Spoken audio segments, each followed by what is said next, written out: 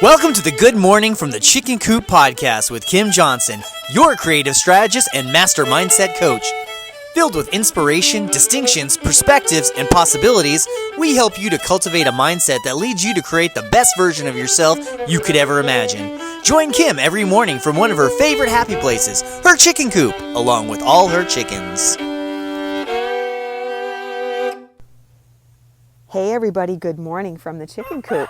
Oh, look at him on the money with that one. So today we are talking about our addiction to chaos.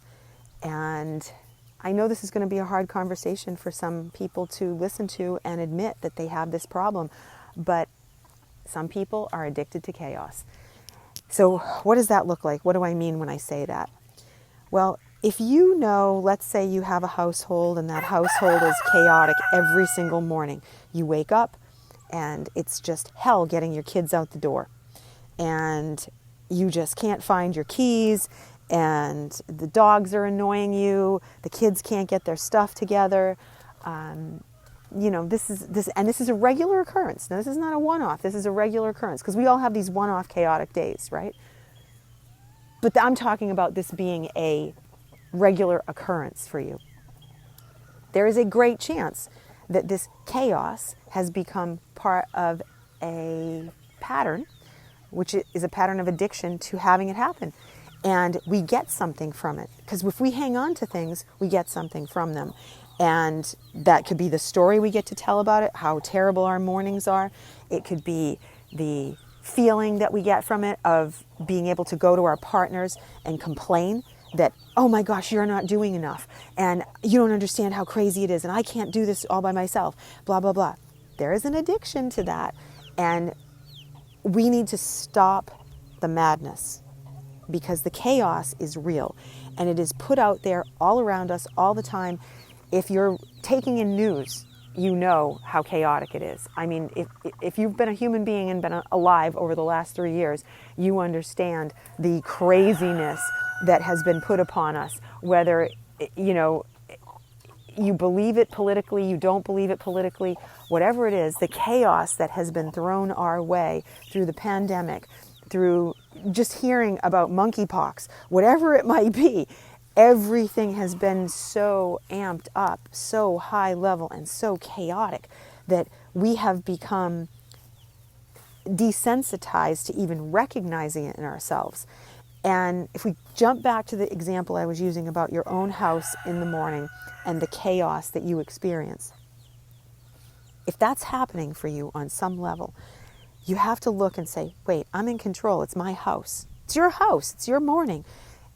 And I'm letting this happen. Now, I can assure you, if there's one thing that I am rigid about, it's my non-chaotic mornings, because it sets the tone for the day. If you can get a handle on the mornings, you have a better chance of managing the chaos throughout your day. It's just a benchmark. If you go into it in the right mindset, you're going to be able to come through it with the right mindset. But you've got to start at the beginning. You've got to start and look at your morning and say, okay, am I creating this chaos as a habit? Have I become addicted to it? Have I just been allowing it? Have I been ditching the information giving to me because I don't want to deal with it? So what's so important is for you to look at the whole morning as a baseline and say, where is it coming from? What's happening? Where are the downfalls? Where are the things that are my glitches? Where are the things that give me issues? And I don't care if it's small, tiny things. Like in my world, if we don't have the dishwashers turned on the night before, or at least set on so that it will wash overnight, then you wake up in the morning, you have dirty dishes, you don't have enough of what you need, you don't have enough silverware, you don't have somebody's favorite cup. That causes chaos. That's something that can start the downhill slide immediately. So the prep work for a great morning does start the night before.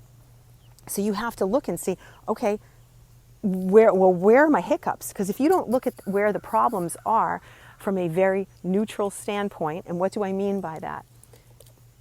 If you're in the heat of the moment, it's very hard to discern what has to happen because you'll just start blaming other people. But if you sit down today when you are in a very non-immediate emotional state about it. Let's say you're outside your house and you're thinking about, okay, let me go through a normal morning. Now you're not in the chaos right now, so you can actually think about the chaos and come back with a pretty solid, definitive line of how it works in your morning, and you can lay it out and say, without emotion being triggered.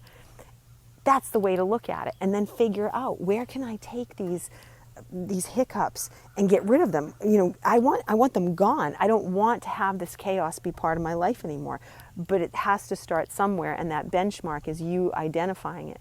So my suggestion would be that today, when you are in a neutral place, when you are non-emotional, start thinking about your chaos. Start thinking about, and it might be that, as you're going through this, you're like, it's not really my mornings, it's my evenings, it's when I come home. Or it might be when I get to the office, that's when all hell breaks loose. Sure, this can happen anywhere, but typically it all starts in the morning, waking up late, not having the clothes you wanted, somebody can't find a shoe, and it sets the tone of the entire day. Sometimes it sets the tone for the entire week. So I challenge you today to take that on, look at it, see if you can figure out those pieces, and then set yourself up to win. I will talk to you tomorrow. Bye.